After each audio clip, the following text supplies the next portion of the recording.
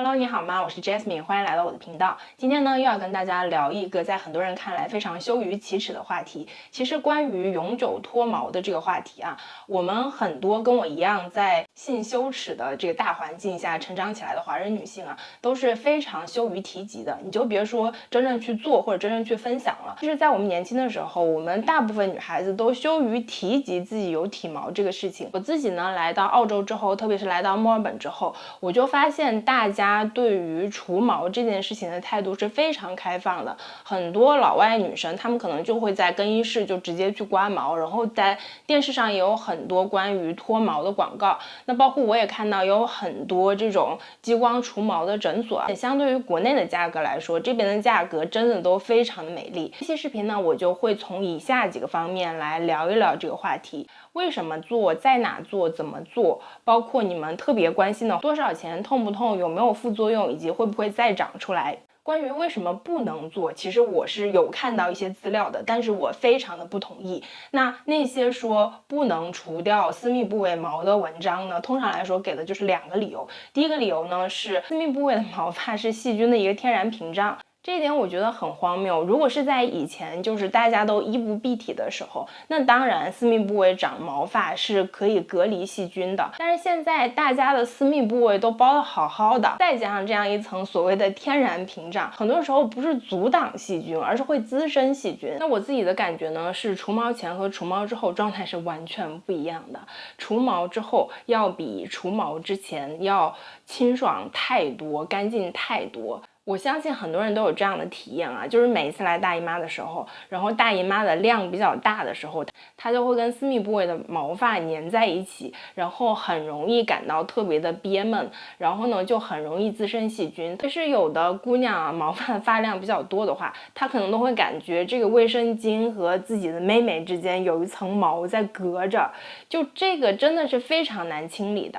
还有就是在夏天的时候，包括腋下呀，包括我们的私密部位啊，如果毛发比较旺盛的时候，真的太容易出汗，太容易滋生细菌，太容易有异味了。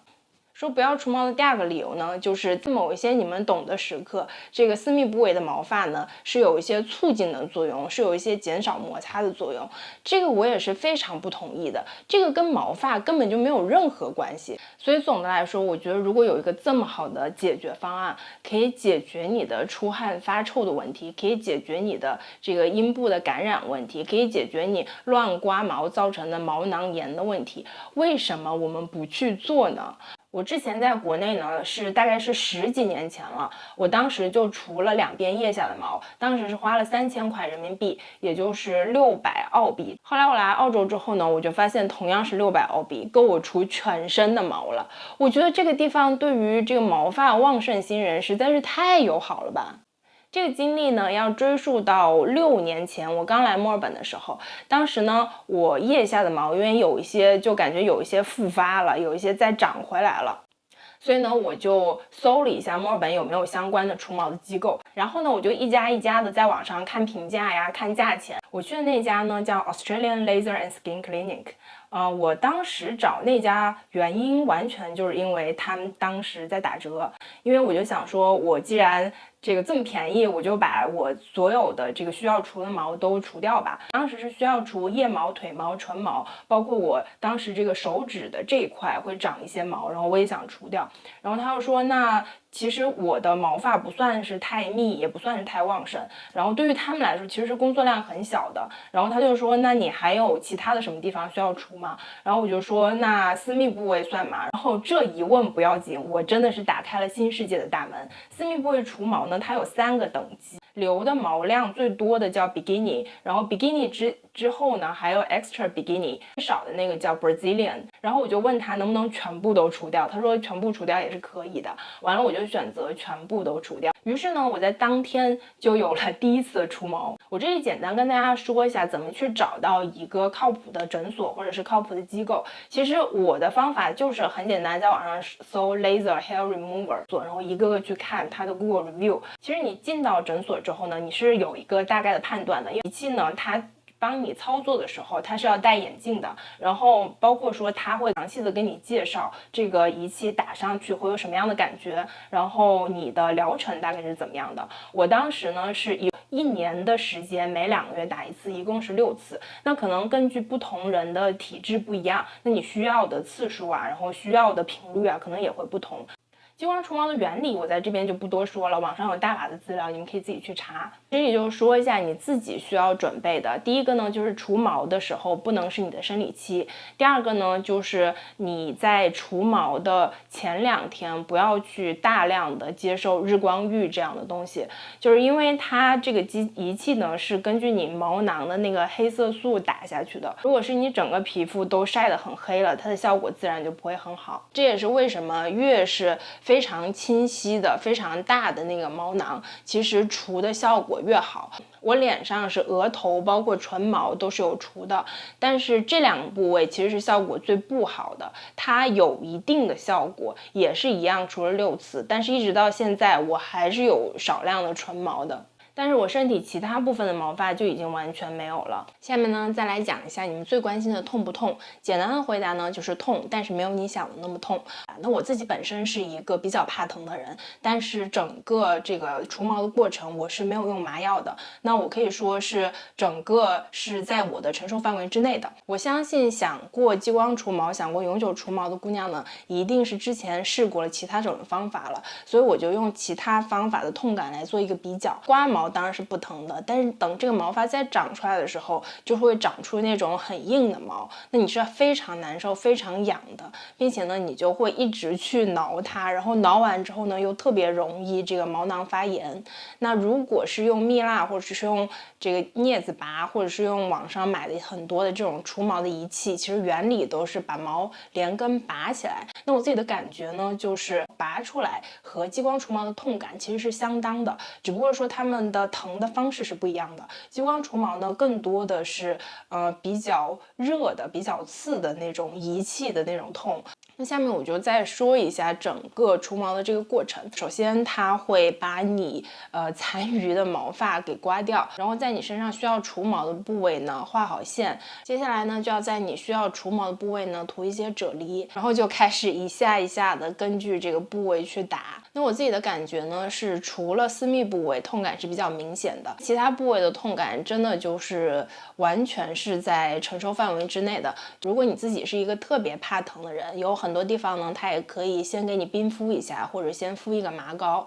那你自己呢，也可以事先吃2片止疼片再去。除完毛之后会不会长出来呢？那前面几次的话，当然会长出来。但是呢，这个完全不用担心，哪怕打过第1次，长出来的毛其实都是相对柔软的。整个疗程结束的话，毛发会不会再长出来呢？我自己的经验是不会的。那整个除毛的过程呢，过去了6年多了，我一直到今天也没有再长出来。我中间呢，因为我经历了怀孕生孩子，那怀孕的时候呢，因为大家知道，因为激素的影响，所以你的毛发呢会更加的旺盛一些。到那个时候呢，包括我的唇毛、腋毛以及私密部位的毛，包括肚子上有一些黑黑的绒毛都会长起来。但是我生完孩子在过去半年之后呢，所有的这些毛又全部都退回去了。所以我在这边进行完所有的这些疗程之后呢，我是完全没有复发的。但是我觉得这个是跟个人的体质以及这个机构给你设计的疗程是有关系的。那我10几年前呢，我是在国内除过腋毛的，但是我又重新长起来了，但可能只是以前1半不到的量，但是它确实是再长回来了。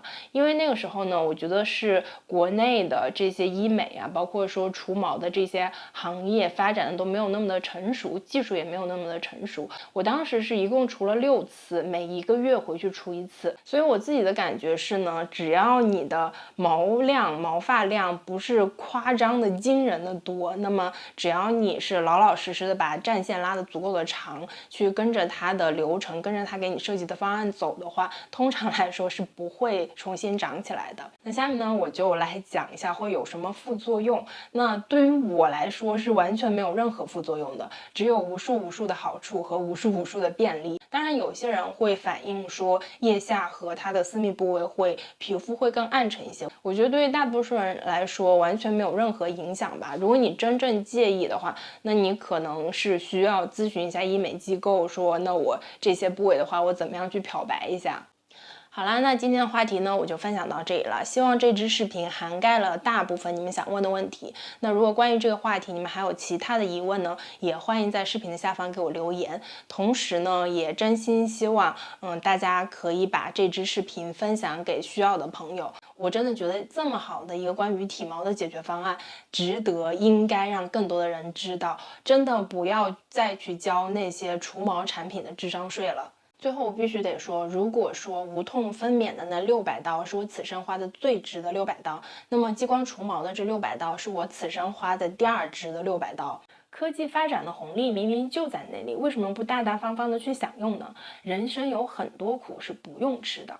最后呢，还是提醒大家别忘了点击订阅我，包括转发我的这期视频给需要的人。那我们下期再见喽，拜拜。现在订阅我，你就是老粉儿了。